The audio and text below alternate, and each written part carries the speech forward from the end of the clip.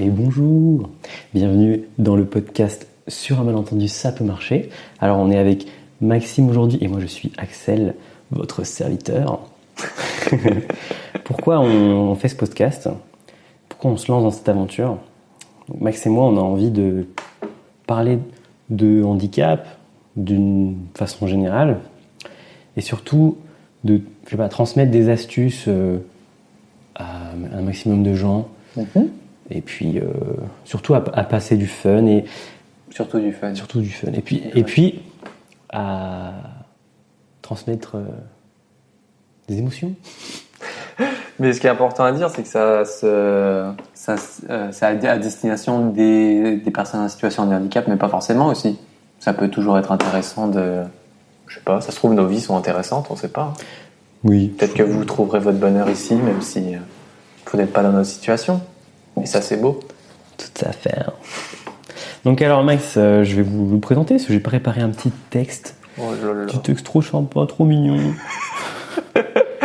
J'attends. Alors, qui est Maxime Lokietek ? Donc c'est un jeune homme, à l'heure où je vous parle, entre 20 et 25 ans. À peu près, ouais. À peu près. Ouais, à peu Donc près. t'as grandi au Creusot. Exactement. Une gare très célèbre, le Creusot TGV, bien sûr. Plus belle gare de France. Après, Tain-l'Hermitage, Tournon. Et donc, tu grandis là-bas. Maintenant, tu vis à Lyon et tu fais des études de kinésithérapie. Aucune erreur pour l'instant. Hein. Aucune erreur. Donc, et le mec Bravo a bossé. à toi. Ça fait que 4 ans qu'on se connaît pourtant. Donc, bravo. Donc Maxime, c'est un grand sportif. Donc il fait du surf, de l'escrime. C'est aussi un grand mélomane. Je te place des mots sympas quand même. Oh lolo, le stress. Il a créé une boîte de prod avec son cousin. Tu vois, Je peux te C'est faire faux une pause ? Mais c'est pas une boîte de prod, quoi. Ah ok, vas-y, C'est corrige-moi. un groupe, tout simplement. Car il n'y a aucune entité entrepreneuriale derrière, quoi. C'est pas une boîte de prod, c'est juste un petit groupe entre copains, quoi. C'est une boîte de prod. Donc ça On s'appelle gagne pas d'argent, quoi. C'est ça. Bon. Ça s'appelle SDID et donc t'en es à ton deuxième album avec ta copine Audrey, qui est hyper sympa d'ailleurs, qui fera peut-être partie de ce podcast un C'est jour. vrai qu'elle est sympa. Et donc tu es non-voyant suite à une leucémie foudroyante qui a bien failli te tuer. Bon, t'en ressors avec l'incapacité de voir. Au final, tu t'en sors bien. Qu'on raconte ce que t'as dit quand je t'ai raconté mon histoire pour la première fois. On racontera cette anecdote. Bon, on pourra le dire dans les anecdotes juste après. Ouais, On pourrait. On va s'amuser. Vas-y. Continue, Et excuse-moi. donc je perds le fil, mais voilà quoi. Je sais plus quoi dire. Tu m'as niqué. Mais écoute pas. Non, mais écoute, t'es avant tout un copain et avant tout quelqu'un avec qui on va faire une aventure au podcast. Et on est débutants dans cet exercice, donc soyez bienveillants s'il vous plaît. Effectivement. Est-ce que t'as une anecdote à nous raconter, Maxime, sur ta vie de non-voyant ou est-ce que tu veux me présenter d'abord ? J'en ai plusieurs à raconter d'anecdotes, mais au pire, ouais, je te présente et puis on se raconte nos anecdotes. Allez, vas-y, on fait comme ça. On peut faire un truc comme ça. Tout est prévu, bien sûr. Donc, mon cher Axel, la personne qui me fait face, c'est le grand Axel Zorzi, qu'on ne présente plus, coureur renommé, comédien renommé, Comédien renommé, non. comédien tout court, comédien certifié. Certifié. Et certifié sur Twitter. Tout à fait. Sachant que 77 followers. 77 ? C'est très peu. Je pense donc qu'on peut dire que tu es la personne certifiée sur Twitter avec le moins d'abonnés. Je pense ne pas me tromper en disant ça. C'est une information complètement vérifiée. Hein. On fera des recherches ultérieurement. Je voulais faire une blague marrante sur le 100 mètres, mais j'ai vraiment pas trouvé. Donc très factuellement, tu es sprinter. 100, 200, maximum 200 mètres. Ouais. Et après 200 mètres, ça crampe, quoi. Y a plus de Ça crampe fort. Ça crampe, il n'y a plus de jus, ça s'arrête, quoi. Bon, tu as pile poil 6 ans de moins que l'un de mes cousins. Très important à signaler. Et j'aimerais que tu montres aux auditeurs tes talents en doublage de compétition de ping-pong. Attention, match de ping-pong.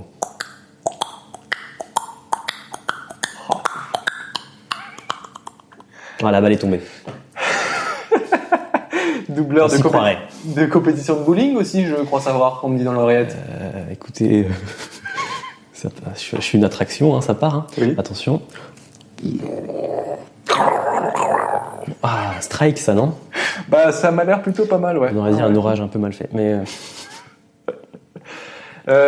cet homme plutôt charmant vient néanmoins de se rendre compte que le kilo de chorizo qu'il a acheté hier, c'était peut-être un petit peu beaucoup pour une seule personne. je suis capable de faire de ce genre d'action irréfléchie. Ouais. Et me dire que c'est une bonne idée, et puis sur le moment, me rendre compte que c'est peut-être beaucoup. C'est ça qu'on aime chez toi, ton extravagance, ta pétillance, quoi, ton originalité. Je viens de me souvenir de ce que je voulais dire de Maxime, c'est qu'il a écrit un livre sur ce qui lui est arrivé. Livre d'ailleurs qui est dans la bibliothèque d'Enjoy Phoenix. Exactement, qu'elle n'a sûrement pas lu. Oui, mais c'est important de le signifier. Ouais, ça fait une petite tache de couleur dans sa bibliothèque, un petit rose qui a sa place tout à fait ici, quoi. C'est important. Voilà. Bon voilà, moi pas grand chose à ajouter de plus, si ce n'est que son point fort est qu'il est très beau, son point faible est qu'il est trop fort, et qu'il s'agit de Axel Zans. Oh, c'est beau, c'était poétique, non? C'était bien. C'était super. Est-ce qu'on passerait pas aux anecdotes? Les anecdotes. Non, il n'y a pas de générique. Donc, j'ai une anecdote à raconter. Raconte-nous ça. Sur ma vie d'handicapé, quoi. Donc, je suis malvoyant. Maxime Ah oui, c'est vrai que j'ai pas dit, ouais. Mais, oh, mais à culpa, T13. T13. Alors, qu'est-ce que ça veut dire? Vous le saurez peut-être un jour, hein, peut-être qu'on l'expliquera. On l'expliquera peut-être dans 5-6 épisodes, il faudra rester attentif. Donc, comment fidéliser l'audience? C'est ça, genre. Il y a des trucs que vous saurez plus tard. Eh oui, des gosses. Donc, au lycée, j'avais une AVS, assistante de vie scolaire. Aujourd'hui, on dit AESH. C'est vrai. Donc, je me lancerai pas dans. Je sais pas vraiment ce que ça veut dire, AESH. Assistant d'élèves en situation de handicap, peut-être? Peut-être. Je sais pas, on se renseignera. Désolé pour cette précision. Vraiment, nous, on se renseigne après avoir enregistré et upload l'épisode. Ça n'a aucun sens. Pardon. Et donc j'ai une AVS en terminale, qu'on salue bien sûr. Gaël, si tu nous écoutes, bisous. Bisous à toi. Cette anecdote fait référence à un cours de physique. Donc on est en cours de physique, tout se passe bien, je suis en terminale. Alors les liaisons covalentes, tout ça. Ah ouais. Tu te souviens de ça? Ah oui, ça remonte. Et donc la prof de physique s'adresse à mon AVS en me demandant il a compris, Axel? Et donc là, Gaëlle, elle fait demandez-lui. C'est horrible. Et là, j'ai vu la détresse de cette prof de physique qui était gênée, mais un malaise total. Vraiment. Bah ouais, tu m'étonnes. Tu sais, dans l'incapacité de me parler. Ah ouais, carrément. Trop peur de. Trop de charisme, quoi, du coup. Non, trop peur de dire un truc qui peut être mal. Je sais pas. Et elle était pas du tout formée à qu'est-ce qu'on fait. Bon, après, t'as pas besoin d'être formé pour savoir qu'un humain, tu t'adresses à cet humain-là et tu t'adresses pas à la personne qui l'assiste, tu vois. T'as pas besoin d'être formé pour ça, je sais pas. C'est du bon sens, non? C'est du bon sens. Sur le moment, c'est sûr. Mais je pense que cette personne, elle était perdue, quoi. Et ouais. Du coup, elle essayait de choper un eye contact avec l'AVS et... Pour lui signifier sa détresse. Ouais, tu vois, comment on s'y prend. Et au final, on n'a pas réussi à trouver une manière de fonctionner avec cette prof. C'était conflictuel à chaque fois. L'événement s'est reproduit, donc au bout d'un moment... c'est horrible. Mais ça, c'est l'histoire de notre vie. Je pense tous les déficients visuels, on peut tous raconter une histoire comme ça, où on parlait d'une personne qui s'adressait à la personne qui nous accompagne, quoi. Je pense que, je crois que j'ai vraiment dans tous les DV que je connais, tout le monde a déjà vécu cette situation-là. C'est affreux. C'est pas très agréable. C'est super chiant, ouais. D'autant que j'ai remarqué qu'il y a une sorte de réflexe des personnes qui voient. Et que quand tu es avec une personne, vous êtes 3 personnes. Il y a 2 personnes qui voient et une personne qui voit pas. Et souvent, les personnes qui voient vont s'adresser l'une à l'autre en majorité. Et des fois, elles vont vous inclure, mais il y a un truc de eye contact où elles ont besoin de se voir, de se regarder dans les yeux pour parler et tout. Et nous, on est là, on chope toutes les infos audio.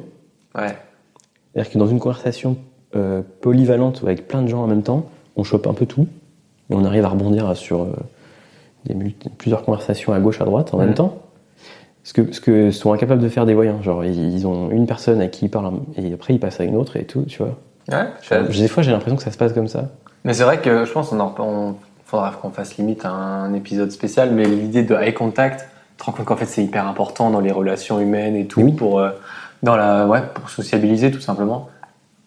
Et du coup, moi je sais qu'en soirée, si j'arrive pas à parler à des gens que je connais pas parce que t'as pas le eye contact, et du coup c'est difficile de s'imposer vers quelqu'un quand t'as pas le eye contact et tout. Et puis même, même parler avec quelqu'un que tu connais, c'est t'as pas le. J'ai l'impression que le contact visuel, ça permet de démenter entre guillemets la conversation et de la fixer. Alors que si t'as pas ce eye contact, j'ai l'impression que la conversation est fragile. En mode, le lien qui est entre les deux personnes peut se rompre dès qu'il y a une distraction autre, tu vois. Ouais, peut-être. C'est. Je suis allé beaucoup trop loin. Non, franchement. Mais c'est comme ça que je perçois ça, quoi. J'étais en train de penser à une métaphore avec boîte de vitesse automatique et manuelle. Tu vois, Vas-y, dis toujours. genre le eye contact, c'est la boîte auto. Ça passe les vitesses tout seul. Ouais. Une boîte manuelle, de temps en temps, faut passer le rapport. Faut vérifier que la personne a bien, Ok, oui. a bien un bon régime, a bien compris ce que tu dis. Tu vois. Ouais. Et des fois, tu peux te retrouver dans une situation où tu parles à la personne, elle t'écoute plus du tout, elle est même plus devant toi. Oh, c'est affreux, ça. Moi, c'est pour ça qu'à chaque fois, j'essaie toujours. Quand je suis avec Audrey, par exemple, vu qu'elle m'a déjà fait le coup une ou deux fois, maintenant je la cherche et vu que je veux pas mettre des coups de main, enfin la toucher pour savoir, je veux pas l'appeler parce que je me dis si je l'appelle et qu'elle est pas là, je vais me sentir con. Du coup, je la cherche avec le pied, genre. je frotte un peu le pied par terre et dès que je touche un truc, je me dis ah c'est elle, c'est bon, je peux parler. Une petite astuce, quoi. Ouais, comme ça, petite astuce à partager. J'ai une amie qui faisait exactement pareil. C'est vrai C'est-à-dire que elle voyait un petit peu mieux. Dieu merci, je suis pas tous. Et elle tapait sur l'épaule des gens pour dire je te parle. Ah ouais. Pour avoir ce truc de c'est à toi que je m'adresse. Parce Ouais. que sinon c'est pas clair vu qu'on n'a pas C'est vrai. le truc de je te regarde donc je te parle. Et du coup elle faisait ça, elle faisait tac, je te tape l'épaule et après je t'interpelle, je te parle. Bah moi quand je sais que la personne est en face ou qu'elle est dans la pièce ou quoi, je l'appelle avec son prénom avant de commencer une phrase. C'est vrai que je me suis rendu compte que c'est grave c'est devenu une habitude quoi. Et maintenant je peux plus parler comme autrement. Je suis obligé d'interpeller la personne et quand je sais qu'elle est en train de m'écouter, je lui parle. Ouais, t'as besoin d'avoir un truc qui confirme que la personne est à l'écoute. Ouais, c'est ça, ouais. Parce que c'est vrai que c'est compliqué sinon. Tu te rends compte qu'en fait ça passe beaucoup par le visuel, le fait d'être attentif ou pas à une conversation. Et si tu vois pas la personne te regarder et manifester le fait qu'elle t'écoute vraiment, effectivement, c'est pas tout. Ouais, et puis des fois tu peux avoir l'impression de parler dans le vent, des fois ça, tu sais pas trop quoi. Si la personne est en train de t'écouter. Ouais, c'est vrai, ouais. Voilà, une petite anecdote. Une petite, ouais. Et puis ça fait écho à vraiment quelque chose qu'on vit au quotidien, quoi. Un petit peu pas super agréable. Et toi, Max, est-ce que tu as une anecdote ? Bah ouais, j'en ai plein et qui sont peut-être un petit peu plus marrantes. Qui vont par contre moins susciter le débat, je crois. J'hésite entre deux. Ouais, celle-là, on va dire. Du coup, moi, pareil, c'était au lycée, toi, que ça s'est passé ? Ouais, lycée terminal. Bah pareil. Moi, c'était en terminale, on était en cours de PS. Et si tu veux, le gymnase dans lequel on avait EPS, il n'était pas dans le lycée, il était genre à 500 mètres à pied du lycée peut-être. Et du coup, j'étais avec mon AVS pendant le cours de PS, le cours se passe bien, machin, je sors. Et j'attendais au devant du gymnase que quelqu'un vienne me chercher. On était le lundi soir, et le lundi soir, d'habitude, c'était mon père qui venait me chercher, etc. Donc voilà, je discute avec mon AVS, machin. Et puis là, il y a quelqu'un qui arrive, qui dit « Salut !» Donc je dis « Bah salut !» Et puis les gens, je sens que la personne est bloquée là. Et je me dis « Voilà. » Bah on y va. Alors attends. Où ça on va Qui es-tu Et plot twist de fou, c'était ma sœur en fait. Yo. Et le truc, c'est que vu que je m'attendais pas à ce qu'elle soit là, et ben j'ai pas du tout reconnu. Ah ouais. C'est quand même ma sœur, donc ça faisait genre 18 ans que j'entendais sa voix en boucle. Enfin pas en boucle, mais je connais très bien sa voix. Ça fait 18 ans que j'habitais avec elle. Mais même le fait de pas m'attendre à ce que ce soit elle, tu vois, je me attends, mais ça va être mon père. Pourquoi c'est... Ouais, toi, t'étais sûr que c'est ton père. Ouais, c'est ça. Du coup, j'étais tout perdu. Et ça m'arrive plein de fois aussi. Quand tu croises quelqu'un dans une situation dans laquelle tu t'attends à ce qu'il y ait une personne comme ça, bah, tout va bien. Et moi, ça m'arrive plein de fois, des fois, que je reconnaisse pas des gens parce qu'ils viennent me parler dans le métro, ou même dans des endroits complètement improbables. Mais oui. Et je me dis, attends, t'es qui? Il faut le temps que ça revienne, quoi. Et Alors, en fait, tu passes un temps fou à te demander qui c'est. ouais, de ouf. Et du coup, c'est super gênant. Il y a toujours ce moment au début des conversations où c'est des trucs très banals, genre des trucs très banaux plutôt. En mode, attends, des choses banales, on va dire, ça va être plus facile. Des choses banales, en mode, salut, ça va? Ouais, et toi, ouais, ouais. Tu sais, ça arrive aux voyants, ça aussi. Hein. De pas reconnaître? Mais oui, Ah, genre, tu m'en y assures. a plein de gens qui me disent. Des fois, ils sont abordés par quelqu'un. Ouais, salut, ça va. Mais des fois, quand ça fait longtemps qu'ils n'ont pas vu une personne. Toi, ça peut t'arriver à quelqu'un que tu connais super bien, quoi. Oui, c'est ça, ouais. De ouf. Et, Attends, quoi? Qu'est-ce qu'il fait là? Pourquoi il est là? surprise. C'est super perturbant. Et tu vois, un peu en rapport avec ça, des fois, il y a des gens que je connais super bien qui me disent salut, c'est gna gna gna en se présentant. J'ai envie de dire, enfin, c'est mon frère, on se voit tout le temps. Ouais, mais en vrai, indispensable de faire ça. Bah, pas indispensable, ça dépend de la personne, tu vois. Mais si c'est une personne que tu vois tout le temps, ça veut dire, c'est bon, on se connaît, on se voit tout le temps, machin. Mais des fois, il y a des personnes que tu vois jamais, qui se présentent pas. Et moi, j'ose pas dire. Ouais. Tu peux juste me rappeler qui t'es, parce que je reconnais pas ta voix. C'est gênant. Après, on pourrait nous dire, mais pourquoi? Faut oser. Machin. Ouais, c'est ça. Mais non, c'est trop gênant. Tant quand tu vois quelqu'un dans la rue, tu te dis pas, rappelle-moi qui t'es Mais déjà. en fait, mais oui. T'es en train de réfléchir à qui c'est. Ouais, c'est ça, ouais. Tu te dis pas, je vais lui demander. Tu réfléchis à qui c'est. En fait, t'es là, tu essaies de faire un effort. Puis la conversation continue, donc tu te dis, bon, je vais répondre. Et puis en fait, tu oublies de demander. Ouais, c'est ça. Je sais toujours pas qui c'est. Moi, ça m'arrive plein de fois où je discute avec quelqu'un, puis après je demande, au fait, c'était qui? En fait, tu sais pas. Ah, mais c'était ton oncle. Ah, ok. Ah, d'accord. Mais après, tu joues au qui est au début de la conversation. Genre, t'essaies de caler des petites questions. Et depuis l'autre fois, qu'est-ce qui se passe? Ah, bah, j'ai fait ça. Ah, ok. Donc, si elle a fait ça, c'est que c'est peut-être cette personne-là. Ouais, c'est drôle. Ah, bah, après, c'est des énigmes, hein. On devient des grands chercheurs, hein. Bon, allez, on va se marrer. Bam, générique. J'avais une autre anecdote. Ah, t'as une autre anecdote? Ouais, ok, autre anecdote. En fait, je sais pas trop si je la raconte. Enfin, si, mais c'est pas une anecdote qui m'est arrivée à moi, mais elle est juste hilarante. Enfin, pas hilarante, mais elle est trop drôle. C'était un pote à moi de l'escrime, qui est non-voyant aussi, du coup. Et ils étaient en compétition d'escrime, je crois bien. Et ils arrivent aux toilettes. Envie de faire un petit pissou, je ne sais quoi. Donc, il va aux toilettes. Il arrive devant la porte du toilette. Il voit que la porte elle est fermée, tu vois, mais qu'elle ballotte quand même. Donc un peu bizarre, donc il toque. Non, personne. Bon bah parfait, il rentre dans la toilette, il se ferme dedans, normal. Et là, ce que font tous les non-voyants, ils commencent à visiter le toilette pour savoir où est le lavabo, où est la toilette, etc. Il commence à visiter, et là, sa main, elle tombe. Il y avait vraiment un enfant qui était assis sur le chiotte, qui était tétanisé comme ça. En mode, qu'est-ce que je fais? Et le ch'ti, il était vraiment assis sur les toilettes comme ça, et puis il était genre tétanisé. Mais ton pote, il avait sa canne? Bah je sais pas. Mais même qu'il ait sa canne ou pas, tu vois un mec qui a les bras devant comme ça en train de chercher les murs, chercher les trucs. Ouais. Et du coup, c'était écrit, il a dit ah ok, puis il est reparti et genre la gêne des deux côtés quoi. Parce que quand t'es le mec qui cherche, tu dis bah tu sais pas quoi faire quoi. C'est vraiment le truc qui est improbable. Puis le gosse, il a pas dû vouloir fermer parce que il s'est dit des fois, si je ferme, je vais rester coincé. Ouais, c'est ça peut-être. Ouais. Et puis vraiment tétanisé quoi. Le gosse était tétanisé sur les toilettes. Ouais, mais à sa place, j'aurais été flippé aussi. Bah ouais, c'est trop bizarre. T'as un mec. En plus, ça se trouve, il savait pas ce que c'était un non-voyant. T'as un mec qui rentre les mains en avant comme ça, en train de toucher les murs. Tu dis oula. C'est la première fois qu'il voit un non-voyant. C'est dans une situation hyper de ouf. trop gênant. De ouf. Ouais, donc voilà, une scène un petit peu marrante. Qu'est-ce qu'on a pensé? T'as ri ou pas? En vrai, c'est amusant et un peu flippant. Si je me suis dit, si ça m'arrive à moi, genre, grave. Je touche un gamin comme ça. Oh purée, oh là là. Et après, tu peux aller en prison. Hein. Oui, c'est vrai. Il a touché un gamin dans le chien. Le gamin, il raconte ça à ses parents. Et toi, tu vas en prison, quoi. C'est vrai, pour quelque chose. Est-ce que t'as l'immunité du handicap? C'est fou, c'est fou. Ouais. On est parti? On est parti.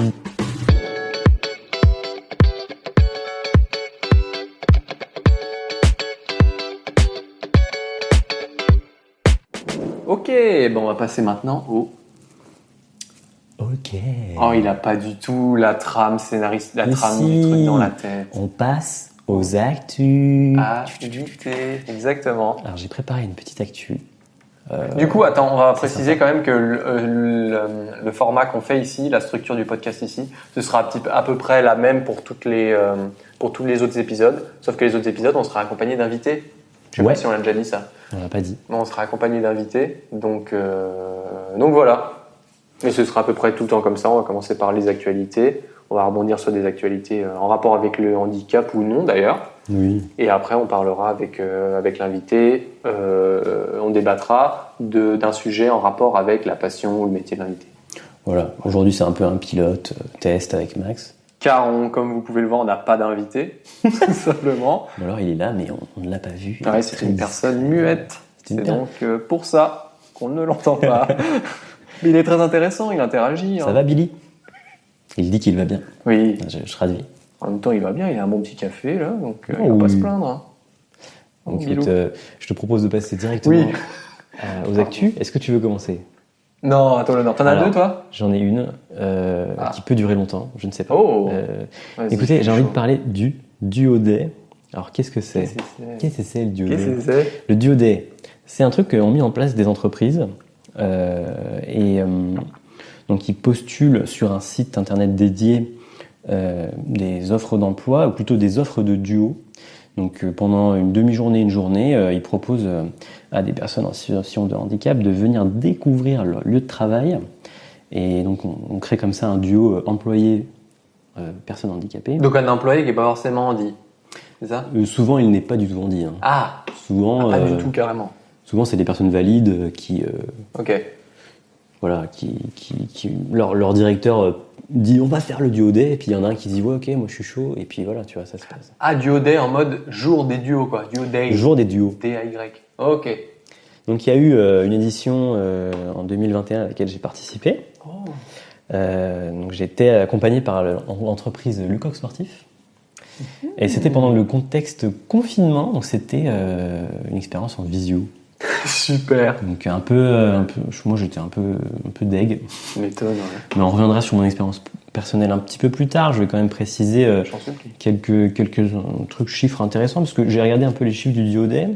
Et puis on nous parle beaucoup des entreprises, surtout, genre du nombre d'emplois proposés, en 30 000, un truc comme ça. 30 000 sur tout le territoire français. 30 000 offres d'emploi sur tout le territoire français. Okay. On nous parle beaucoup... je perds mes notes. Au moins, tu as des notes, c'est bien, ça prouve que tu es organisé. Le bilan que j'ai fait, en tout cas, c'est qu'on parlait beaucoup des entreprises et peu des gens qui avaient fait les duo day finalement. Donc des personnes handicapées. Donc là, le point que j'ai envie de soulever, c'est que bon, alors comment dire, c'est pas une entreprise, je perds mon mot. C'est un truc. Bien un truc, c'est ça que tu cherchais, j'en suis sûr. Non. Ça part d'une bonne intention. Voilà. C'est qu'on lutte pour l'insertion des personnes handicapées dans le milieu de l'emploi. Donc un travail colossal, hein. Clairement. Oui. Donc il faut savoir que les entreprises qui ont moins de 20 ou 25 salariés ont une obligation d'avoir des personnes handicapées dans leur staff de genre 6%. Ouais. Et à savoir aussi que les entreprises n'ont pas le droit de refuser un poste pour raison de handicap. C'est interdit. Et elles n'ont pas le droit de recruter des personnes en situation de handicap. Hein? Comment? T'as pas le droit de recruter, mais tu dois en avoir quand même dans ton... Alors là où je précise, c'est que tu peux pas dire recherche... je recherche un voilà. Tu dis je recherche un chargé de com, et c'est tout. En fait, elles doivent faire une offre d'emploi standard. Okay. Et l'avantage du Duo Day, c'est que les entreprises savent qu'elles vont recevoir des candidatures de personnes handicapées, et donc elles se préparent à recevoir des demandes et à peut-être se préparer à comment adapter le poste et tout ça. Donc c'est aussi ce que je souligne, c'est que le site est complètement accessible à VoiceOver, le lecteur d'écran qu'on utilise globalement pour les malvoyants et non-voyants. Donc ça, point plus. Oui, de ouf. De C'est ouf. pas toujours le cas. Hein. T'imagines, tu fais un événement sur le handicap, puis c'est Grave. pas accessible du tout. Grave. Et donc, voilà, moi, mon impression, c'est que ça reste quand même très peu accessible pour certaines personnes en situation de handicap. C'est-à-dire que si vous avez des compétences, un diplôme et tout ça, vous allez trouver un duodé assez aisément. Et puis, si comme moi, vous avez pas fait d'études sup et que votre spécialité c'est le sport, c'est l'art, la culture, là il y a zéro offre. Parce que c'est quoi l'objectif? C'est tu postules, en fait, genre, imaginons pour un poste, il y a 4 mecs qui postulent, et dans les 4, l'employeur du jour, il en sélectionne un, c'est ça? Donc, et Ouais. du coup, il sélectionne le plus diplômé, le plus certifié, le plus machin, Exactement. c'est ça? Ok. Parce que l'objectif de l'entreprise c'est aussi de recruter derrière, voilà, tu fais un stage d'une demi-journée, une journée avec l'entreprise et après derrière ils te prennent ou ils te prennent pas sur un CDD, un CDI. Parce que, ouais, mais l'objectif global, est-ce que c'est de montrer au PSH que on peut travailler même si on est en situation de handicap, ou alors est-ce que c'est aux entreprises de rechercher des personnes en situation de handicap pour bosser dans leur boîte, ce qui serait carrément du recrutement d'Andy mais déguisé, quoi, en gros, sous des jolis mots, ou est-ce que ouais, c'est ça, ou alors est-ce que c'est de la sensibilisation en entreprise en mode allez, faites-le. Est-ce qu'ils sont forcés déjà de faire le duo day ou pas? Non, ils sont pas forcés. Ils s'inscrivent Ok. sur la plateforme et c'est pour ça qu'il y avait 9000 entreprises, c'est ça le chiffre que j'ai perdu tout à l'heure, qui ont plus de 9000 entreprises qui sont volontairement inscrites. Ok. Et moi j'ai l'impression qu'elles s'inscrivent pour leur image. Tu vois. Bah ouais. J'ai l'impression qu'elles s'inscrivent parce que c'est stylé d'aider des handicapés. Et alors attention, les personnes qui bossent dans cette entreprise, ça leur donne un truc de folie. Enfin, elles sont motivées à fond. C'est une cause noble, juste. Ouais. C'est une cause juste. C'est important de lutter pour les droits à l'emploi. Donc ça a un sens. Mais je trouve qu'il y a quand même quelque chose de double jeu. C'est-à-dire qu'en même temps, ça fait joli, quoi, d'aider. Bah ça fait joli, puis c'est surtout que si t'es une entreprise, que t'as pas tes 6% et que du coup t'es sur le fil du rasoir légalement parce que t'as pas tes 6% d'handicapés en employés, ça fait aussi une bonne occasion de recruter des personnes en situation de handicap pour avoir ton effectif légal, quoi. Objectif légal. Mais ouais, du coup, toi, tu l'avais fait? Ouais, je l'avais fait avec le coq sportif. Alors c'était, comme je disais, en visio. Ouais. Inintéressant, vraiment. Parce que c'était quoi? T'avais fait quoi exactement? C'était quoi t'avais quoi comme mission? T'as fait quoi exactement? Moi, j'ai rien fait du tout. J'ai assisté à une conférence où ils discutaient, ils faisaient leur bilan de l'année et ils discutaient des objectifs commerciaux. Okay. Il y avait le directeur et tout. Et voilà, et donc j'ai assisté à cette conférence et c'était ça mon duo day. Mais t'avais un tuteur ou une tutrice ou quelqu'un comme ça qui était censé te guider ou censé te chapeauter, quoi, pendant ouais, c'était pas clair. Hein. Et c'est vrai. Suite à cette visio, ils m'ont proposé de venir dans le magasin à Lyon. Ok. Mais en fait, moi, je flippais. Alors que ils me disaient mais on verra sur place comment on adapte le truc. Ils me proposaient un poste de vendeur. Ah ouais. Je leur disais mais moi je peux pas gérer l'ordi sur le poste de vente. Puis même la vente, comme on disait tout à l'heure avec le eye contact, quand ton but c'est d'aller vers les gens et de leur proposer des trucs, quand t'es déficient visuel, c'est compliqué quand même d'être vendeur. Ouais, en fait clairement j'avais plein de peur, d'a priori. Ouais, tu m'étonnes. Et eux ils étaient motivés mais ils avaient pas de réponse à ces questions. C'est-à-dire qu'ils étaient en mode on verra et tout. Sauf que moi, j'ai pas envie de faire de la sensibilisation ou de devoir créer mon poste de travail. Je sais pas en fait. Ouais, c'est pas trop à toi de le faire ça. Là, cette année, pareil. Decathlon, ils sont trop chauds pour me prendre. Ouais. Ils forcent un peu. Ah ouais, c'est vrai. C'est-à-dire que moi je cherche vraiment un truc dans l'art et la culture et il y a rien, donc je vais faire sûrement ce truc avec Decathlon. Mais c'est vrai que Decat, ils emploient beaucoup de PSA, j'ai l'impression, dans les vendeurs. On voit souvent des mecs en fauteuil. Je vais te présenter leur démarche, tu me dis ce que t'en penses. Oui. C'est-à-dire qu'ils ont une personne aveugle, non, pardon, ils ont une personne malvoyante qui bosse là-bas. Qui est toi Qui serait toi? Non. Ah non, quelqu'un qui est déjà sur place. Ouais, quelqu'un qui est déjà sur place. Et c'est pas elle qui va faire le duodé, c'est une autre personne. Mais par contre, c'est la personne donc malvoyante qui m'a contacté, qui m'a téléphoné en me disant ouais voilà, ça va se passer comme ci, comme ça. Tu vas être avec une personne à l'accueil et voilà, est-ce que toi tu peux le lire? Je dis bah non. Elle me dit ah ok, c'est compliqué. Ah mais on verra sur place. Enfin, elle m'a déroulé tout un argumentaire et tout, et j'ai pas vraiment senti que ça allait bien se passer. Ça m'a pas donné envie de... En fait, ils étaient motivés pour engager un handicapé, mais pas trop handicapé non plus. Parce qu'après, ça leur fait faire des trucs en plus, des efforts et tout. Je sais pas, je pense pas qu'on en soit là. Ouais.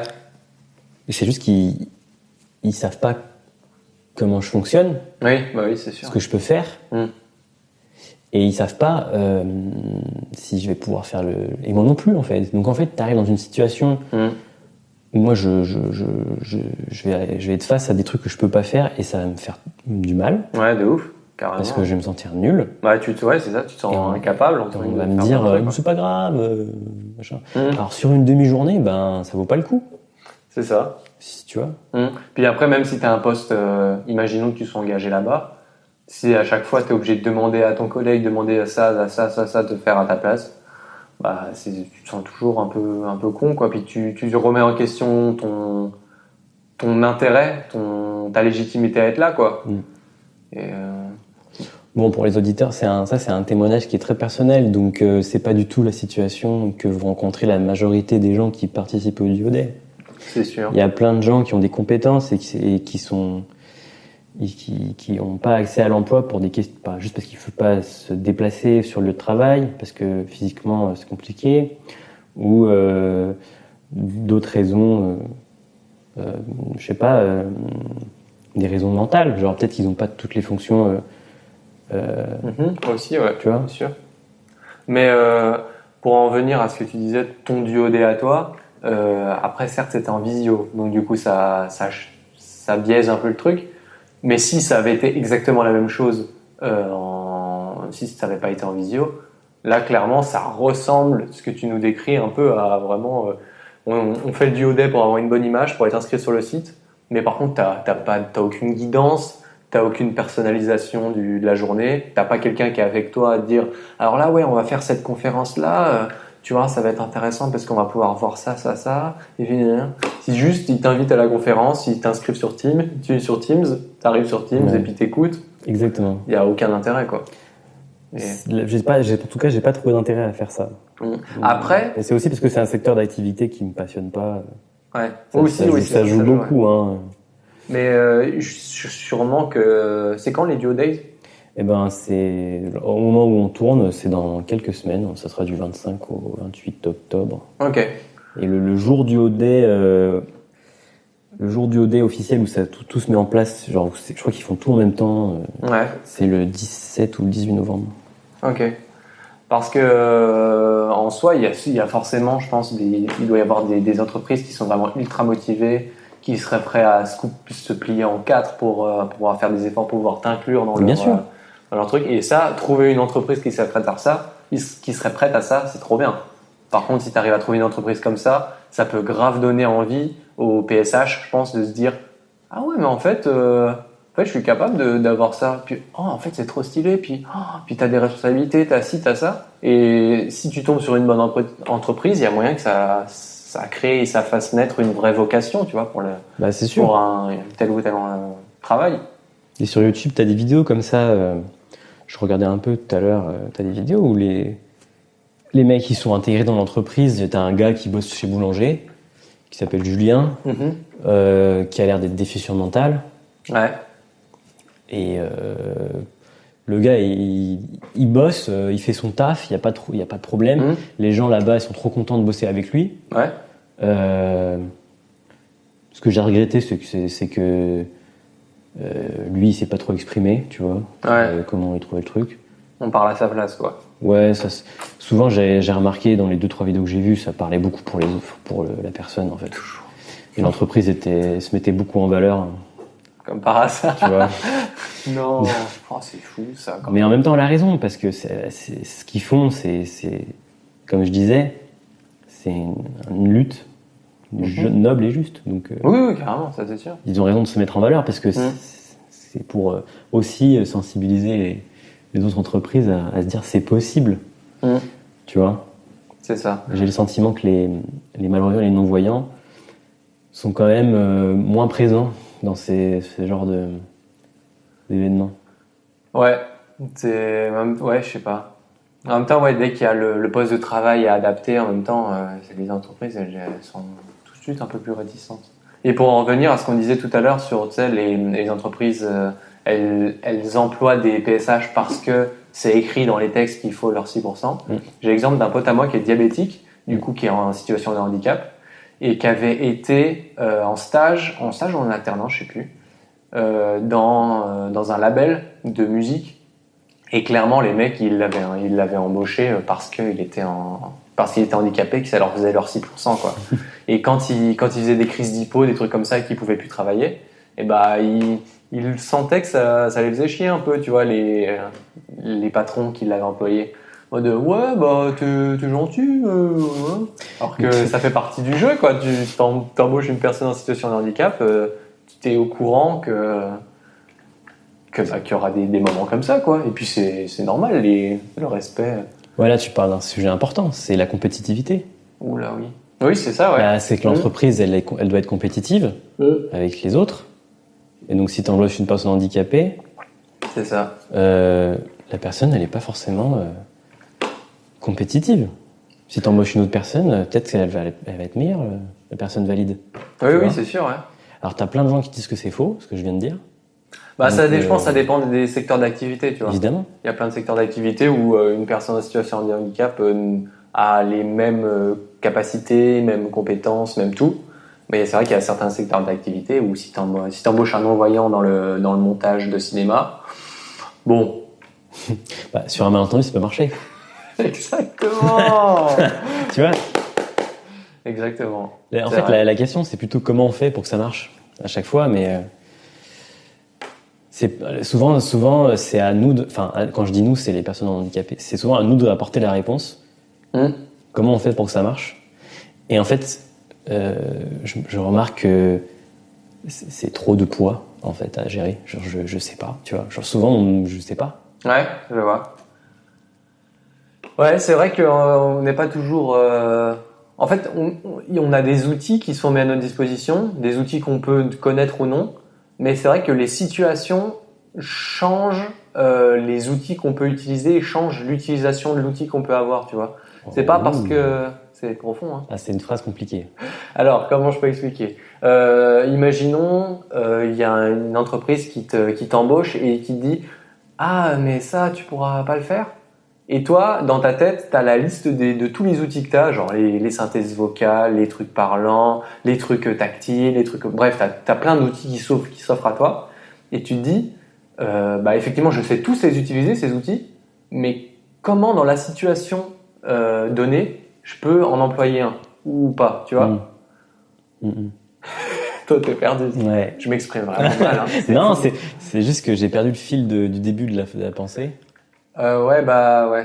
Tu disais, même toi, des fois, tu sais pas comment t'adapter à une situation. Bah, c'est le truc, c'est que la situation, c'est souvent des situations de travail qu'on n'a jamais vécues.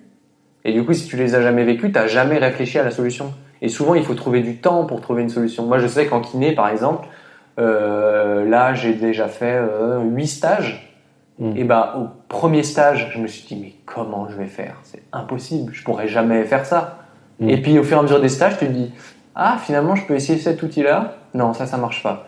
Stage suivant, ah, ça peut peut-être marcher. Stage encore suivant, ah oui, effectivement, celui-là, ça marche. Stage encore suivant, j'optimise cet outil. Et effectivement, c'est encore, tu vois. Oui. Et c'est surtout avec l'expérience que ça se fait. Mais l'inconvénient, c'est qu'en entreprise, t'as pas non plus le droit illimité à t'adapter, tu vois. Quand t'as ta propre entreprise, tu te débrouilles. Mais quand tu es embauché dans une entreprise et que tu as, une obligation de résultat, quoi, tu peux pas te permettre de passer des semaines et des semaines à chercher des outils, à voir comment ça peut fonctionner. Et du coup, c'est ça qui est compliqué, quoi. Sauf avec un employeur qui est au courant et qui est OK pour qu'il y ait un temps d'adaptation. Ouais, qui est OK, ou même qui connaît aussi, qui a déjà vécu la situation et qui, du coup, qui est chaud pour faire des recherches de son côté, qui est impliqué, etc. Ouais. Et j'ai une anecdote sur ça. Oui. C'est une entreprise qu'on citera pas et qui reçoit une personne non-voyante qu'on citera pas non plus. Bon, pas citer grand-chose, hein. Non, mais c'est juste que je sais même pas qui c'est. Ah. C'est arrivé à... Bon, bref. Alors, la personne, l'employeur se dit, OK, je reçois une personne non-voyante. Ouais. Elle va travailler pour moi. C'est signé. Je vais adapter mon poste. Je vais faire ça. Je vais lui acheter un ordi braille. Bim, bam, boum. Ça va être nickel. La personne arrive. On lui présente l'ordi braille. Ah, je le sens. Exactement. Elle ne parle pas le braille. Elle ne parle pas le braille. C'est fou qu'elle parle pas le braille quand même. Et ce que dit, c'est pas une langue. Donc c'est pour ça. Mais oui, mais ça c'est la grande classique. Et donc la personne était un peu, tu vois, un petit malaise. Quoi. Ouais. Ouais. Je maîtrise pas le braille. Ah. Donc c'est chaud. C'est-à-dire que je me pense que l'employeur se casse la tête. Ouais, bah oui, c'est sûr. T'as la volonté de bien faire. Ouais. Tu peux pas anticiper parce que les besoins sont différents en fonction des personnes. Exactement. Et c'est chaud. Puis même, ouais, pareil, l'employeur dit, imaginons qu'il te demande tu bosses avec une synthèse vocale ou en braille? Synthèse vocale. Ok, ça marche. T'arrives, le mec il a acheté JAWS et tu bosses sur VoiceOver ou NVDA. Et là, malaise quoi. Ouais. Donc, ouais, il faudrait juste plus d'échanges. Je sais pas, mais ouais, franchement, c'est compliqué les pauvres, ouais, qui essayent de bien faire. Et finalement, c'est plus compliqué que ça. Ils pensent savoir, mais en fait, c'est tellement complexe. Mais en même temps, c'est trop difficile. Même nous, qui sommes dans la situation. Même nous, ce que je disais, on n'a pas les réponses. Bien sûr, ouais. T'engages quelqu'un qui est non-voyant. T'as beau être non-voyant toi-même, tu sais absolument pas comment il fonctionne, quoi. Et c'est compliqué. Il faudrait avoir des échanges personnalisés avec chacun. Et on revient sur ce débat perpétuel on peut pas faire de généralité, quoi. Oui. On peut pas généraliser parce que chaque ce que tu disais aussi, ça demande du temps et de l'investissement. Ouais, c'est ça, ouais. Donc, c'est pour ça que je doute du duo day parce que c'est une demi-journée. Du coup, avoir du temps et de l'investissement sur une demi-journée, effectivement, ça me paraît un petit peu. Voilà. Ouais. Présomptueux. Mais après l'expérience Decathlon, peut-être que j'y reviendrai ici et je vous dirai que c'était génial. Enfin, on verra. Je ferai un bilan peut-être sur ce podcast peut-être. Et on fera un épisode spécial. C'est possible. Un épisode spécial. Voilà, c'était mon actu duo day. Tu vois, tu nous as bien tenu. Ouais. Quand même. C'était chouette. Du coup, moi j'ai pas d'autres trucs. La pression de. Je sais pas trop dire moi. Mon actu.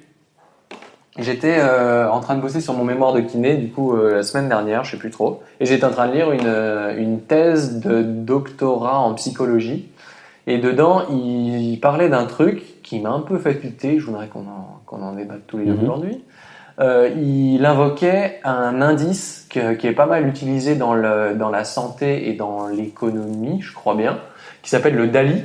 Disability Adjusted Life Year, ou en français Disabilité ajustée vie année. Ouais, ok. Bon, c'est un peintre. Bon, le peintre, d'accord. D'accord, ouais, c'est Dali. Salvador. Donc Salvador. Qu'est-ce qu'il dit?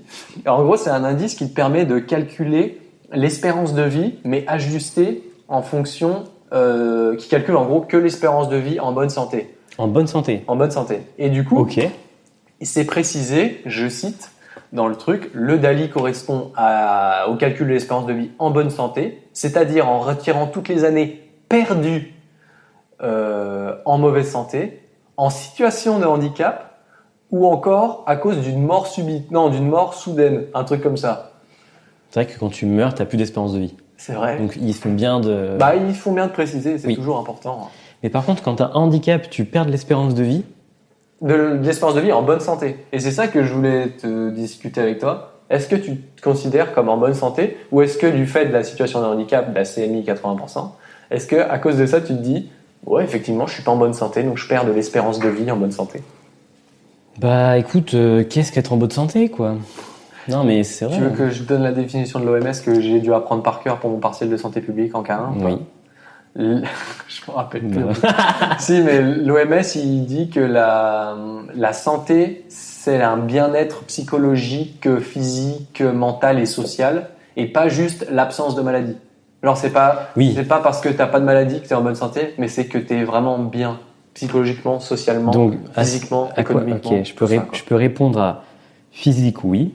Je suis sportif de haut niveau, j'ai un physique qui me plaît et qui va bien. Ok. Mental, psychique, on dirait que c'est un oui moins. Oui, moins. Donc un 6 sur 10, quoi. Oui, voilà. Ok. Et ensuite, social, bah non. Parce que socialement, dans la société, je me sens pas, comment dire, inclus. Ouais. Inclus. Et c'est d'ailleurs, pour faire un peu péter la science, c'est un peu comme ça qu'on caractérise le handicap, parce que théoriquement, le handicap, c'est considéré comme une restriction de participation dans la vie en société.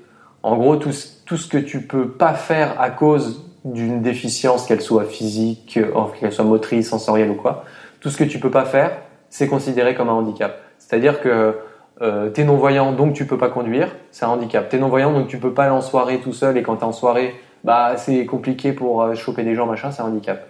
Mais du coup, d'un côté t'es non-voyant aussi, parce que tu peux pas voter tout seul. Exactement. C'est une grosse galère, ça. Ça c'est la merde. Tu peux voter pour moi, du coup? Ouais. Bon. Bon. Petite digression. Et par contre, du coup, dans cette définition-là, ça veut dire qu'une personne en bas des escaliers avec une poussette est aussi en situation de handicap. Parce que du fait qu'elle ait une poussette dans la main avec un bébé dedans et qu'elle puisse pas monter les escaliers, ça c'est considéré aussi comme une situation de handicap. Ouais. Bref, pourquoi je disais ça déjà? Bah parce que justement. Ah oui, socialement, à cause du handicap, t'es pas. Socialement, à cause du handicap, je me sens pas inclus. Tu te sens pas inclus, ouais. Mais alors du coup, ça veut dire que là, je suis en train de perdre de l'espérance de vie parce que ma condition fait que. Bah, tu perds de l'espérance de vie en bonne santé. Tu vois? Mais après, ça c'est que. Ça veut pas dire que je vais vivre moins longtemps, ça veut juste dire que je suis pas en bonne santé. Hein. Ouais, c'est ça. C'est-à-dire que tu. D'ailleurs, je suis pas pris en compte dans les calculs. Du DALI? Du DALI. C'est-à-dire que le DALI prend pas en compte mon. Bah, si tu es en situation de handicap à partir de tes 0 ans, alors, et jusqu'à ce que tu meurs, bah, ton DALI, il va être à 0 ans, je suppose. 0 année. Ouais, alors que moi, vu que j'ai perdu la vue à 17 ans, je pense que j'ai vécu 17 ans en bonne santé, selon le DALI. Donc j'ai une espérance de vie de 17 ans. Quoique, moi, 6 ans, du coup, ça veut dire. Ouais. Donc, faudrait que je me renseigne un peu plus. Une fois de plus. Non, mais c'est intriguant parce que. Mais ouais, mais tu vois, moi, à brut pour point, là, quand j'ai lu ça, je me suis dit, mais n'importe quoi, je suis en hyper bonne santé, qu'est-ce qu'il raconte? Bah oui. Et puis ce que tu racontes là, l'histoire de la société, socialement, c'est vrai que j'y avais pas pensé, mais t'as beau avoir des potes, t'as beau faire du sport, donc tu rencontres des gens quand tu fais du sport. Moi, je fais un métier, enfin, je ferai un métier où je vais rencontrer des gens tout le temps. Donc du coup, socialement, on peut penser que c'est carré. Mais par contre, tu me jettes en plein milieu d'une soirée pour rencontrer des gens, et je sais plus quoi faire, quoi. Et effectivement, socialement, c'est là les limites, c'est de créer du lien sans avoir de catalyseur, tu vois. Quand je suis avec Audrey, par exemple, quand je vais en soirée avec Audrey, j'ai aucun mal à me faire des potes parce que je sais que j'ai toujours Audrey qui, si j'y arrive pas, peut créer du lien entre des gens. Oui, parce qu'elle est là et elle sait comment interagir avec toi. C'est ça, ouais. Et elle peut pas m'imposer, mais tu vois, il y a des trucs que je peux pas faire tout seul qu'elle adapte ou je sais pas quoi. Alors que quand je suis tout seul, effectivement, je suis en réelle situation de handicap social, quoi. Ça, typiquement, juste trouver le lieu où tu te rends tout seul. De ouf. Déjà ça, ouais. Avant d'arriver à la soirée, il faut déjà trouver. Faut déjà trouver le lieu. Et là déjà, il y a un challenge. Ouais. Et il y a une charge mentale qui est immense. Qui est monstrueuse. Et qui se diminue au fur et à mesure des expériences, comme pour ton expérience de stage. Oui, c'est ça, ouais. Voilà, au fur et à mesure que tu te confrontes les situations, tu as moins de fatigue à la faire. Ouais. Et c'est pour ça que c'est difficile pour nous de sortir de nos zones de confort. C'est parce que dès qu'on le fait, ça nous épuise, mais C'est pas clair. physiquement. C'est-à-dire que c'est comme on dit, du temps de cerveau, là, tu sais. Ouais. T'es Fabien Olicard, toi, non? Fab, si tu nous écoutes, j'adore, vraiment. Ça y est, il fait passer ses trucs, là. Il fait passer ses petits bisous, ses shout-out. Shout out. Mais ouais, c'est vrai que ouais, c'est vraiment le côté social, en fait, moi, qui je pense, enfin, moi, qui m'impacte le plus et qui m'ancre le plus dans la situation de handicap. Tu vois. Parce que c'est vrai que, d'un point de vue santé, ouais, d'un point de vue santé, moi, je me trouve pas avoir de problème de santé, quoi. Ouais, bah, tu es capable de courir, de surfer, de C'est ça, faire ouais. de l'escrime. Ouais. Enfin, voilà, puis tu es capable de réfléchir, de penser, de t'exprimer. Mhm. Donc, Carrément. en fait, qu'est-ce qui manque? Ce côté social et interaction avec d'autres gens. Dans la rue, souvent, ça peut être Un fléau? Un calvaire. un moment de stress, quoi. Ouais. Bah ouais, dans la rue, il y a tellement de facteurs qui font que c'est stressant. Toi aussi, sur une échelle de 0 à 10, tu dirais que tu es stressé comment quand tu fais un trajet que tu connais? Quand je connais, Ouais, quand tu moi, connais. je suis stressé à 5 sur 10. C'est-à-dire je peux pas rester inconcentré. Oui, Parce pareil. que- alors, exactement. je le fais, ça m'arrive, mais ça me met en danger. Ouais. Et j'oublie que c'est un danger. Mm. Mais et des fois, la vie te le rappelle. C'est-à-dire qu'il Ouais. il se passe des choses, tu te dis, oh putain, là j'ai failli crever. Ouais. C'est clair. Typiquement, l'autre fois, je me balade dans ma rue, donc là où j'habite, Qui est très peu passant, soit dit en très peu passant. passante. Mm. Donc je ne fais même pas attention où est-ce que je mets les pieds. Genre, Quelle idée. je marche devant moi, je mets les écouteurs, je me coupe du son environnant. Et t'as trouvé Le truc, il faut pas faire parce que Ouais. tu manques des infos. Et tu t'es pris une carapace bleue. Carapace bleue, j'étais premier. C'est fou, ça. Mais non, il y a un gars avec une échelle qui était en train de bosser à 10 mètres de hauteur. L'échelle était maximum déployée. Oi, oi, oi. Il s'était foutu sur le trottoir, pas de panneau de signalisation, rien. Il était en train de souder. Oh, en plus. Et je tape dans son seau qui était devant l'échelle. Heureusement. Je tape dedans, je m'arrête au bord de l'échelle et je me dis, wow, ok, je regarde en haut, je vois le gars et là je me dis, mais j'ai failli rentrer dans l'échelle. T'as failli tuer un mec, J'ai quoi. T'as failli failli le crever en tuer. tuant un mec. Moi, je sais pas, peut-être qu'il me serait tombé dessus, moi aussi. Ouais, de j'aurais ouf. pu Avec avoir- le fer à souder dans la main, en plus. J'ai failli Attends. tuer un gars. Le gars, je l'ai interpellé. Tu l'as disputé. J'avais pas ma canne, donc il comprenait pas. Ah oui, bah oui, du coup, ouais. Il s'est dit, comprend- oh, c'est qui, quoi, quand t'as payé dans mon show? Comme ça, il a fait ou pas? Ouais, il avait pas l'accent du Creusot, C'est vrai. Ah, c'est les vieux démons qui remontent. Hein. mais il comprenait pas. Et je lui ai dit, mais monsieur, je vous êtes en danger là. J'ai fait, ouais. Il disait, ouais, casse-toi. Enfin, tu vois, Ah, il t'a dit laisse-moi casse-toi. bosser quoi. Il m'a pas dit casse-toi, rassure-moi. Il m'a pas dit casse-toi. Ah, c'est il l'a fait comprendre. L'intention y était. Ouais. Ouais. Tu vois, je passe à autre chose. Je dois bosser quoi. Ouais. Hmm. Ça fait peur, hein. Mais il y a tellement de. Moi, si je comment ça s'appelle, évalue, je pense que je suis à facile 6-7 sur 10 pour les trajets quotidiens. Donc imagine pour les trajets quotidiens. Les trajets pas quotidiens, je les fais pas. Donc déjà, ça c'est sûr. Tu sors pas Je les fais pas de tout seul. Je sors pas des sentiers battus quand je suis pas tout seul. Non. Ouais. Mais tu vois, les trajets quotidiens, 6-7 sur 10. Donc C'est énorme. imagine l'épuisement physique, quoi. Moi, des trajets quotidiens, des fois, j'en fais genre 2 par jour. Quand je vais à la fac et que j'ai un trou le matin, je fais 2 allers-retours par jour. Ça fait 4 trajets. 4 trajets, sachant que je suis à 6-7 sur l'échelle de stress. Oui, et puis comme tu disais, t'es devenu malvoyant à 17 ans. Mhm. Moi, j'en ai 25 et... j'ai dévoilé quel âge Oh j'avais. non! Oh non, Depuis- il a dévoilé! Bon, bah, je couperai au montage la partie Non, où mais non, mais je non. te fais deviner ton âge. Et Non, mais pour dire que depuis tout petit, je suis malvoyant et je vois un reste visuel suffisant pour me déplacer sans canne blanche dans les endroits que je connais hyper bien. Mhm. Et j'ai cet avantage sur toi. C'est-à-dire que Ouais. ça fait longtemps que j'expérimente, comme tu disais sur le stage et tout. Ouais, c'est sûr, ouais. Il y a ce côté-là, ouais. Mais il faudra vraiment qu'on fasse un épisode complet sur être handicapé, mais ne pas le montrer. Genre, les Oui. malvoyants qui n'ont pas de canne, ou les personnes qui ont d'autres handicaps mais qui se voient pas, et que du coup, toi, tu fonces dans quelqu'un dans la rue sans faire exprès, bah, le mec, il va te péter un câble dessus, quoi. Ouais. Bouge-toi, toi, t'es qui, toi, doute, machin.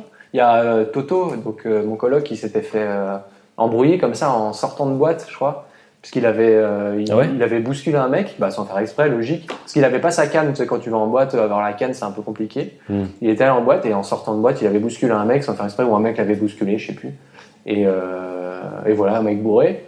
Et du coup, ils se sont vraiment embrouillés violents en mode d'où, toi, t'es qui? En plus, l'alcool n'aidant pas. T'as l'alcool, le contexte de c'est une soirée, c'est ça. la nuit.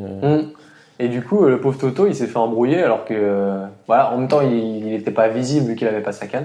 Mais en même temps, c'est relou de tout le temps être obligé pour pouvoir pas être respecté, mais être obligé de montrer, tu vois. Ouais. Moi, il y a plein de fois où je suis accroché à l'épaule d'Audrey quand je me balade dans le métro ou quand je me balade. J'ai ma main sur l'épaule d'Audrey, je suis derrière. En plus, mes yeux, on voit quand tu me regardes dans les yeux, tu vois que mes yeux, ils sont pas normaux.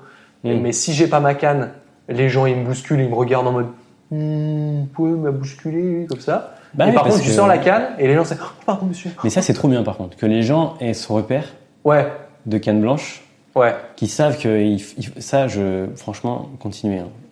Oui, c'est sûr, pour les gens comme moi qui en ont besoin et qui sont quasiment tout le temps avec, c'est cool. Mais pour les gens comme toi, par exemple, ou comme Jus, qui n'en ont pas besoin, qui se baladent dans la rue, qui n'en ont pas besoin, bah, tu vas pas te forcer à prendre une canne juste pour que les gens te voient et que les gens Mais c'est se la seule comportent raison. bien avec toi. C'est la seule raison qui fait que je prends une canne blanche. Ah bah oui, c'est ça. C'est la C'est seule- une canne de c'est- signalisation plus C'est que un de... outil de signalisation. Voilà, c'est un panneau. Attention. C'est vraiment ça. Ouais. Le débat est parti très loin. On a beaucoup digressé. Non, quand c'est même. chouette, c'est chouette. Pas grand chose à voir avec le Salvador Dali du soir. Mais en vrai, je pense que de toute façon, tous ces sujets-là, on va en reparler. Mais à quel point c'est relié et on a vraiment envie de partager tout ça et d'exprimer tout ça. Parce De que la parole qu'on vient de délivrer, elle est rare. C'est-à-dire que, Elle est rare. Non, mais Alors c'est vrai. profitez de cette parole si rare. Non mais c'est vrai, à la télé, on l'entend comme pas. un Mewtwo Shiny, ça. C'est un Mewtwo Shiny.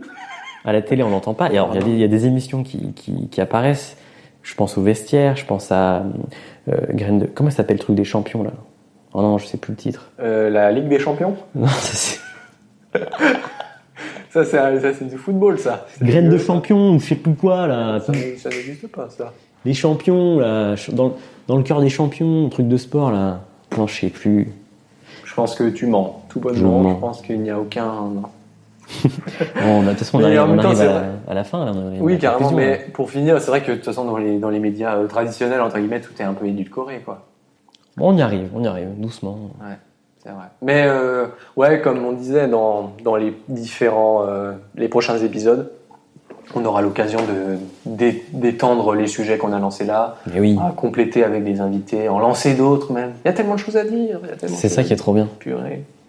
C'est parfait. Du coup, si on avait un invité, on aurait continué avec les questions, les débats autour du sujet de l'invité. Une petite passion de l'invité. Alors, quoi c'est quoi ton truc à toi Alors moi, j'imite beaucoup les compétitions de ping-pong. Non, tu veux pas imiter? Non, Ça aurait été vachement marrant néanmoins. Merci. Il a juste eu un service, quoi. ça va être raté puisqu'il n'y a pas eu de rebond. Voilà. Oui, c'est ça, ouais. Il aurait fallu faire. Voilà, là, il avait réussi. Je ferme les yeux, je me croirais dans un tournoi de ping-pong. Hein. Là, je suis un pongiste. Hein. Vous voyez à quel point Maxime aime trop ce que je fais. Oui, je suis amoureux de toi. Oups. Ouais, du coup, Ouais, qu'est-ce que tu regardes en ce moment? Qu'est-ce que tu écoutes en ce moment, mon petit Zorzito? Alors, en ce moment, j'ai... Ah, je sais Tu pas de regardes quoi pas je grand-chose, parle. tu regardes beaucoup trop Ce de choses. que j'écoute en ce moment, c'est le documentaire de Clément Cotentin sur la vie d'Aurélien, Ah. de son frère Orelsan. Aurélien Cotentin. Aurélien Cotentin, oui, comme les petits fromages là, Oui. qu'on avait à la cantine en primaire. Je sais pas du tout la ref. T'as pas du tout hein. Nous, à la cantine en primaire, on avait, tu sais, genre des mini-boursins, mais ça s'appelait des Cotentins et pas des boursins. Et ben, J'espère ne pas être le seul à avoir la ref, mais... le documentaire de Clément Boursin. de Clément c'est- Boursin sur son petit Sur la frère. vie de C'est son petit frère ou son grand son frère? grand frère. Son grand frère. Moi, j'ai trop kiffé. J'adore la musique déjà de ce gars. C'est un banger. Je l'aime de plus en plus, mon Orelsan, tu vois. Non, mais ce qui est fou, c'est de voir la détresse. La détresse respiratoire. La détresse du gars. Il est en train d'écrire, il est dans une dépression totale. Et en fait, tu vois que la création artistique, c'est pas facile du tout. Genre. Bah, tout ce qui amène à l'inspiration, tout ce qui nécessite l'inspiration, la création de contenu audiovisuel, des trucs comme ça. C'est vrai que, vu que tout est basé sur l'inspi, quand t'as pas d'inspi, t'es stressé parce que t'as pas d'inspi, du coup tu déprimes. Mais c'est compliqué, quoi. Tout ce qui touche à l'inspiration. Ouais, je regarde ça en ce moment. Ça me booste de fou pour des projets. C'est trop bien. Trop bien. Et toi, tu regardes quoi en ce moment? Attends, tu nous parlerais pas un petit peu de ta pièce de théâtre que t'allais voir Ah, je peux en parler. Oui, c'est vrai que samedi dernier. je suis allé voir samedi dernier une pièce de théâtre qui s'appelle Dans le spectre. Donc c'était un spectacle sur l'autisme au Théâtre des Célestins.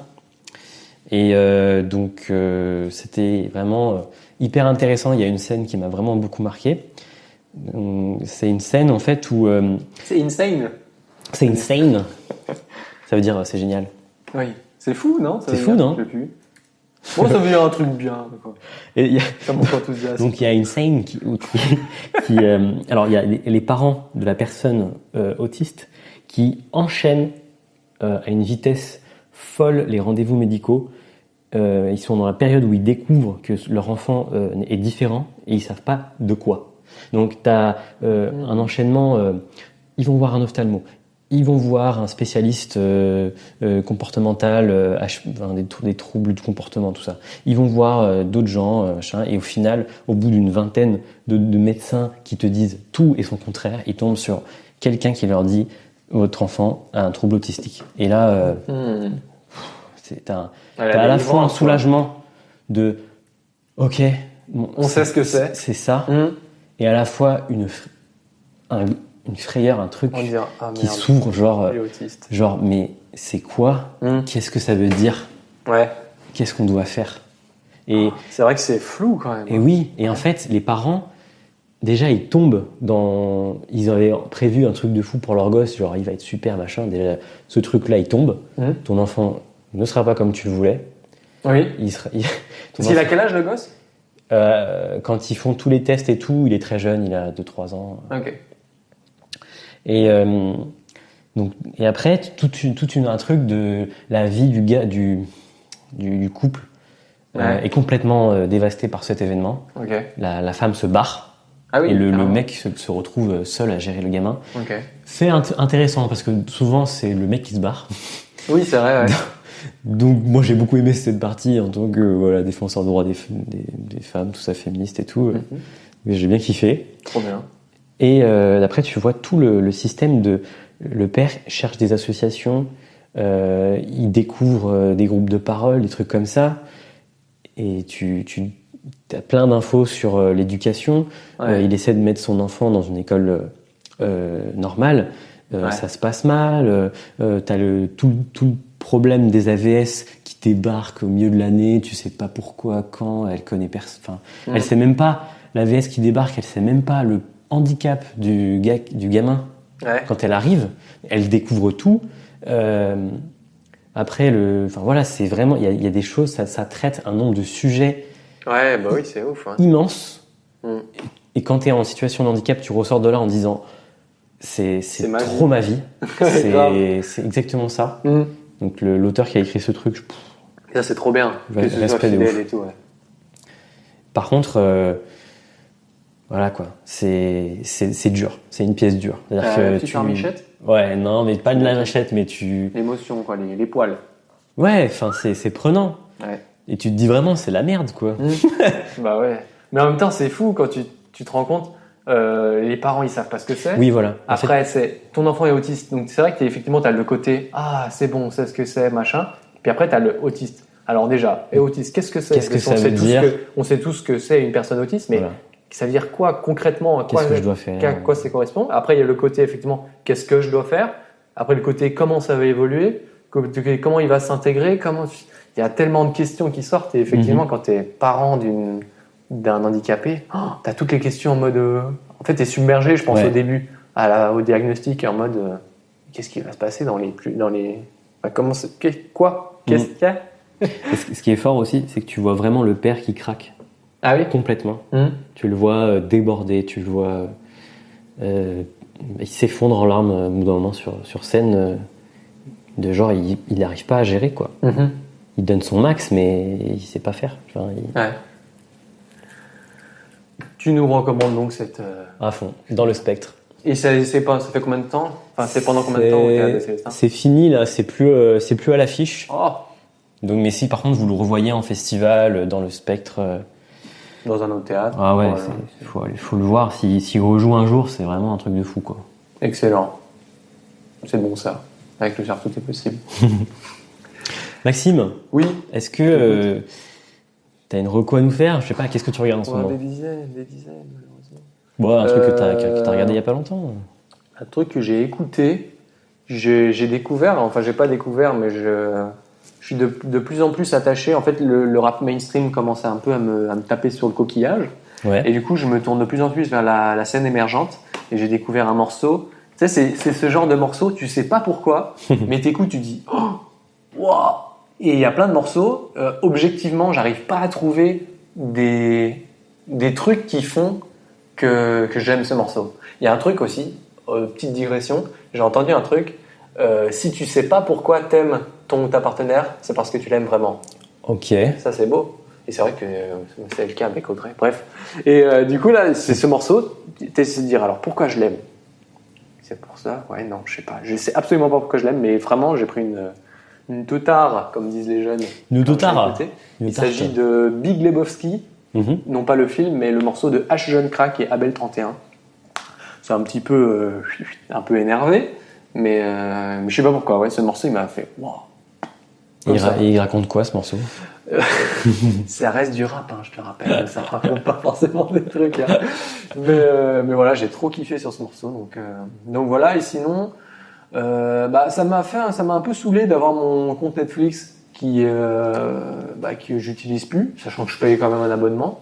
Ouais. Donc ça m'a un peu saoulé, donc je me suis dit bon allez, qu'est-ce que je regarde? Et j'ai beaucoup de mal à découvrir des nouveaux trucs. Ouais. Et du coup, je ne fais que regarder des trucs que j'ai déjà regardés. C'est pour ça que j'ai regardé à peu près 4 fois les 13 saisons peut-être de Big Bang Theory. Bah oui, j'ai regardé classique. 4 fois H, j'ai regardé 3 fois Family Business. Et là, je suis en train de me faire pour une 3e fois The Good Place. The Good Place que j'ai découvert il y a peut-être 3 semaines. C'est trop bien.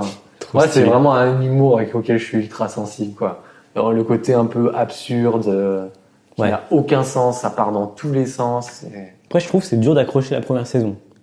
Ouais. C'est-à-dire que tu t'ennuies un peu, tu te demandes où est-ce que ça va, t'as compris vite le principe et tu te dis bon. Ouais. Moi, ce que j'aime bien, tu vois, c'est qu'au contraire, il y a plein de rebondissements tout le temps, tu vois. T'as les 3 premiers épisodes, après au 4e, t'as un rebondissement que tu dis « Hein, quoi ?»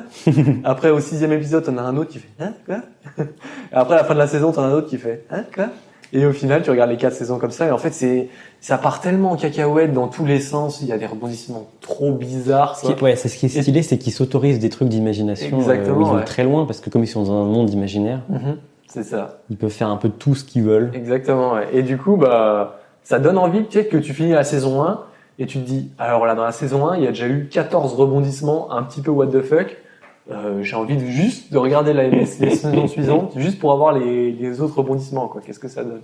En fait, c'est une série où tu suis 4 personnages et tu les vois évoluer dans des situations de plus en plus rocambolesques et what the fuck. C'est ça. Et c'est ça qui est hyper intéressant, quoi, dans cette série. Parce que du coup, pour recontextualiser un peu... Tu t'attaches à eux et... Ouais, c'est ça, carrément. Pour recontextualiser un petit peu, c'est l'histoire de 4 personnes, enfin d'une en particulier, mais on en suit quand même 4 bien, qui sont mortes et qui arrivent au paradis, qu'on appelle ici le bon endroit. Et le bon endroit, c'est le paradis, quoi. Tout est fait pour que tout soit bien, etc. Et du coup, l'univers est un petit peu surnaturel, mais très drôle et très rocambolesque, dirons-nous. Et puis voilà. Et en fait, tu te rends compte qu'il va se passer plein de choses. C'est et ça. tout ne va pas se passer comme Oulala, un petit peu de l'huile sur le feu, quoi. Exactement. Donc voilà. Mais après, j'ai plein de podcasts à recommander, mais je pense sur le prochain épisode. Ok. Prochain épisode, une petite reco de podcast. Oui, il y en a des dizaines. Voilà, écoutez, merci. On arrive à la fin de Sur un malentendu, ça peut marcher. Je sais absolument pas combien de temps ça a duré, mais on a bien tenu. Bon, écoute, on a fait de notre mieux. Il y a tellement de trucs que j'aimerais qu'on aborde. Et oui, c'est ça, c'est qu'on a encore plein de choses à dire. On espère que vous avez accroché et que, hop, le prochain épisode va vous plaire. Le prochain épisode avec on espère, Alexandre Lioveras. Alexandre Lioveras, un cycliste professionnel. Champion paralympique de la contre-la-montre. Eh bien, écoutez, c'est lui qui va nous le dire la prochaine fois. Oui, mais oui, c'est ça. Oui, c'est ça, ouais. Et donc voilà, il sera avec nous la semaine prochaine. La semaine prochaine, n'importe quoi, oui, parce qu'on n'a pas dit, mais ce sera une fois par mois de fréquence, on pense. On va essayer de s'y tenir, hein, parce que bon. Ouais, on a quand même. On fera notre mieux. Hein. On fera de notre mieux pour que ça s'y tienne une fois par mois. Donc, si personne écoute, on va peut-être pas faire. Oh bah si, moi ça me fait plaisir. Si, alors, si personne écoute, on le fera. Ah bah si personne écoute, on le fait. Sinon. Si les gens écoutent trop, on le fait pas. S'ils écoutent trop au 3e épisode, on arrête. Hein. On vous le dit tout de suite. Hein. Enfin, bon, on se retrouvera la prochaine fois, au prochain épisode avec Alex. Hein. Voilà. Bisous. Bisous, à la prochaine.